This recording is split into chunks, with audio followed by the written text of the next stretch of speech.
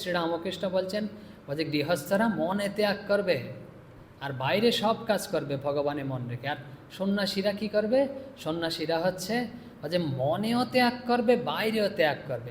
দেখুন নিবৃত্তি লক্ষণ ধর্ম কিভাবে তিনি প্রতিস্থাপন করছে, যাতে সাধুদের সন্ন্যাসীদের ভুল না হয়। যে আরও আছে, তো কীভাবে স্থাপন করেন আরও পরিষ্কার বুঝতে পারবো যখন এগোতে থাকবো। যে আচার্য রামানুজাচার্য কি বলছেন, কিভাবে ধর্ম স্থাপন করেন অবতার পুরুষগণ। যে তিনি চারটা বিষয় নির্ধারণ করেন, যে চারটা ভাবে চারটা বিষয়ের মধ্যে দিয়ে ধর্ম স্থাপন করেন। যে প্রথম কি, ভক্তরা কি করে থাকেন, বলছেন ভক্তরা করে থাকেন ভগবানের যে নিজ মূর্তি রয়েছে, তো নিজ মূর্তি হচ্ছে নয়নাভিরাম, খুব সুন্দর এবং চিত্ত আকর্ষণ করে ভগবানের মূর্তি। তো এই ভগবানের যে মূর্তি চিন্তা করে তারা, চিন্তা করতে করতে মন পবিত্র হয়। শ্রীরামকৃষ্ণ সম্বন্ধে রয়েছে, শ্রীরামকৃষ্ণের এমন রূপ হয়েছে না, বলছেন মা ঢুকিয়ে নে, যে এই রূপ যে ভিতরে প্রবেশ করিয়ে দেয়, যে বাইরে বেশি যাতে না হয়। তো ভগবানের খুব এরকম থাকে যারা শ্রীরামকৃষ্ণ আমরা এখনও দেখছি। আরও বলি, মহাপুরুষ মহারাজ বলছেন, অর্থাৎ শিবানন্দ মহারাজ বলছে মনে যখন কুভাব উঠবে, বা যে রাগ ক্রোধ কাম যখন কুভাব উঠবে না, ভিতরে নিয়ন্ত্রণ করতে পারছে না, তখন যে শ্রীরামকৃষ্ণের যে শ্রীপট রয়েছে ওর দিকে তাকিয়ে থাকবে।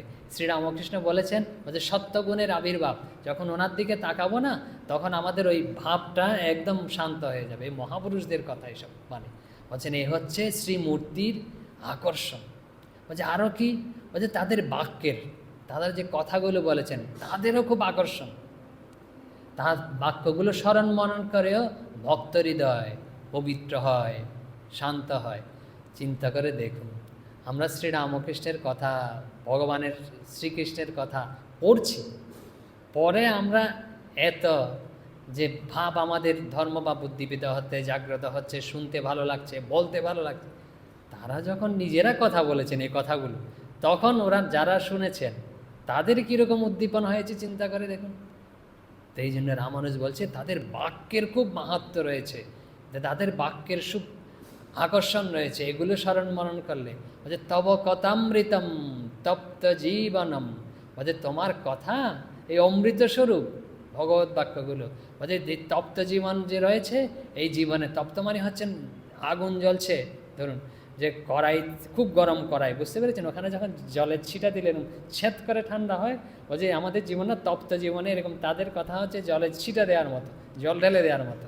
তপ্ত জীবনকে এরকম শান্ত করে যায়, তাদের বাক্যের এরকম মাহাত্ম্য। আরও কি,